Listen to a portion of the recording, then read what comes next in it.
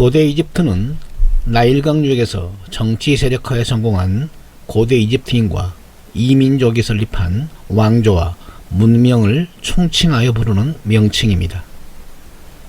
약 3000년의 장구한 세월을 걸쳐 그 역사를 이어왔는데 대부분은 고대 이집트인이 파라오 권력을 차지하였으며 6번에 걸쳐 이민족에게 파라오 권력을 내주기도 합니다.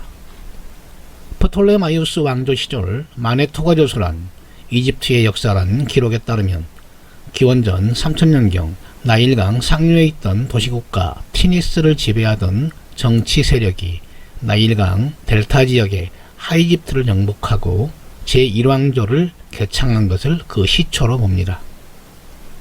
권력의 정점에는 신격화된 파라오가 있으며 신으로부터 받은 파라오 권능을 지키기 위하여 근친혼이라는 혈통 유지 방법을 선택하여 권력을 유지합니다. 마네토는 고대 이집트의 역사를 총 32개의 왕조로 나누어 통치 연대기를 구성하였는데 왕조를 나눈 기준이 애매하자 독일의 역사학자 칼 본세는 세계의 황금시대로 분류하기도 합니다.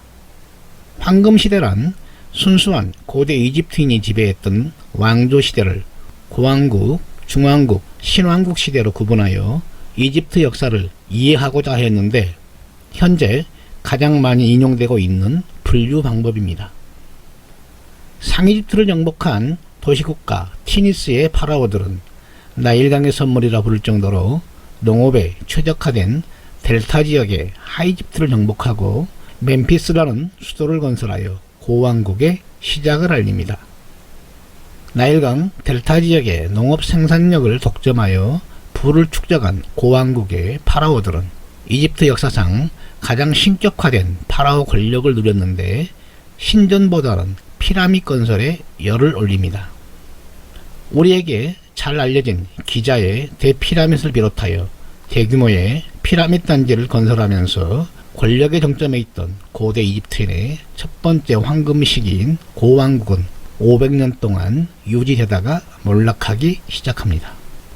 몰락의 원인은 알 수 없지만 귀족의 자식이 노예가 되고 노예의 자식이 귀족이 되는 세상이라는 당대의 기록으로 볼 때 신과 동급이던 파라오의 권능이 무너지고 엄청난 사회 혼란이 있었던 듯 합니다. 두 번째 황금기인 중왕국은 상이집트 테베에서 출현한 정치 세력이 파라오를 자처하는 여러 도시들을 제압하고 파라오 권력을 독점하면서 시작됩니다. 중왕국 시대의 파라오는 고왕국만큼 권력과 부를 갖지 못하였는데 수단 지역의 누비아인과 전쟁을 수행했으며 나일강 하류를 침입한 고대 리비아인과 레반트 지역 셈조구 침입에 시달리다가 파라오 권력이 테베와 이트타워로 분리됩니다. 첫 번째 이민족인 힉소스는 중왕국 시대부터 나일강 하류를 침입하여 정착한 레반트 출신의 셈족입니다. 중왕국의 테베 권력이 분열되자 아바리스를 중심으로 정치 세력화에 성공하여 파라오 정권을 세운 후 이트타워 파라오를 제압하고 고대 이집트 역사상 최초로 나일강을 지배하는 파라오 권력의 정점에 서게 됩니다. 힉소스는 이트타워 사제단과 관료 집단을 등용하여 전통적인 파라오 권력을 이어받았으며 170년 동안 나일강 유역을 통치합니다. 그러나 1555년 테베 세력의 반격에 밀려 수도인 아바리스가 함락되고 파라오 권력은 다시 하나로 통일되며 고대 이집트 세 번째 황금 시기인 신왕국 시대로 접어듭니다. 신왕국은 고대 이집트 역사상 최고 전성기를 구가했던 시기로 강력한 군사력을 통해 나일강 하류의 모든 이민족을 추방하고 힉소스에 관련된 모든 파라오 기록을 삭제하고 유적을 파괴합니다. 중왕국 시절부터 이집트를 괴롭혀온 수단 지역의 누비아를 정복하고 곧바로 가나안과 레반트 지역의 군사적 공격을 통해 지배력을 강화합니다. 그러나 주변 정세는 이집트의 통제를 벗어나기 시작하는데 아나톨리아의 강자인 히타이트와 경쟁해야 했으며 바다민족의 침입도 막아내야 하는 이중고를 겪다가 신왕국도 서서히 몰락하기 시작합니다. 두 번째 이민족인 고대 리비아인은 베르베르인의 조상 중 하나로 대대로 현재 리비아 땅에 살아온 토착민족입니다. 중왕국 시절부터 나일강 델타 지역을 침입하여 여러 도시에 정착하여 살다가 혼란 때가 오면 파라오 권력을 호시탐탐 노려온 민족입니다. 기원전 1069년 피람세스의 수도를 둔 파라오 권력이 테베의 아문 사제단의 반란에 몰락하자 나일강 하류 타니스를 중심으로 세력화에 성공하고 파라오 권력을 잡게 됩니다. 마네토의 기록에 의하면 고대 리비아인은 제21왕조인 타니스 왕조, 제22왕조인 텔바스타 왕조, 제23왕조인 헤라클레오폴리스 왕조 등 약 300년간 나일강 하류에서 파라오 권력을 행사합니다. 세 번째 이민족인 누비아인은 원래 상이집트인과 그 뿌리가 같은 민족이나 나일 폭포라는 지리적 환경으로 분리돼 서로 다른 길을 걷게 된 민족입니다. 수단 지역의 나일강 유역에서 기원전 2500년경부터 문명을 건설하여 정치 세력화에 성공한 누비아인은 고대 이집트와 오랫동안 경쟁해오다 신왕국 시절 투트모세에게 정복되기도 합니다.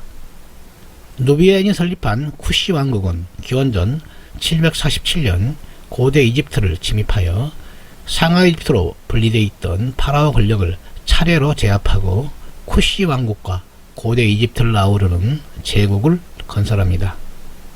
이집트를 제압한 누비아인은 멤피스를 제2의 수도로 정하고 파라오 권력을 독점했으며 이때 건설한 피라밋이 수단 지역에 남아 있습니다. 100년간 이집트를 지배하던 누비아인의 파라오 권력은 아시리아의 침입으로 막을 내리게 됩니다. 네 번째 이민족인 아시리아인은 메소포타미아 지역의 강대한 민족으로 기병을 앞세운 새로운 전투기술로 무장하여 주변 민족을 모두 제압하고 마지막으로 이집트를 정복한 민족입니다. 누비아인이 세운 쿠시 왕조의 지배를 받아온 고대 이집트인은 아시리아가 공격해오자 적극적으로 협조하였는데 아시리아는 멤피스부터 시작하여 누비아인이 마지막으로 저항하던 테베까지 쉽게 무너뜨리고 이집트를 정복하여 속국으로 삼았으나 곧 이집트인의 반란을 제압하지 못하고 물러납니다. 다섯 번째 이민족인 페르시아인은 이란에서 시작하여 메소포타미아, 아나톨리아를 제압한 당대 최강국 아케메네스 왕조를 설립한 민족입니다. 페르시아 군대는 기원전 525년 이집트를 침입하여 수도를 함락시키고 아케메네스 왕조의 속국으로 삼아 알렉산드로스의 군대에 쫓겨날 때까지 이집트를 다스립니다. 그리스를 통일한 마케도니아의 알렉산드로스는 아케메네스 왕조 정복에 나서는데 그 여정길에 이집트에 들려 속국으로 삼고 새로운 수도 알렉산드리아를 건설합니다. 알렉산드로스 사후 디아도코의 시대가 전개되는데 이집트는 포톨레마이오스가 차지하면서 새로운 파라오로 등극합니다. 그러나 지중해를 장악한 로마의 기세에 눌려 일찍부터 더부살이를 하다가 마지막 파라오 클레오파트라 7세가 로마의 집정관인 안토니우스와 함께 던진 마지막 승부수가 악티움 해전의 패배로 막을 내립니다. 고대 이집트 3000년 역사 중 1500년 정도는 고대 이집트인이 완벽하게 파라오 권력을 행사했던 기간입니다. 고왕국 시절에는 신격화된 파라오의 권능으로 꿀을 빨았으며 중왕국 시대부터 주변 민족들의 도전이 시작되었으나 잘 통제되었으며 신왕국 시절에는 주변 민족을 모두 제압하고 최고 전성기를 맞이합니다. 그러나 네분과 강대국의 등장으로 파라오 권력을 이민족에 빼앗겼으며 로마의 속국으로 떨어진 이후로는 파라오라는 호칭을 단 한 번도 사용하지 못하고 역사 속으로 사라집니다.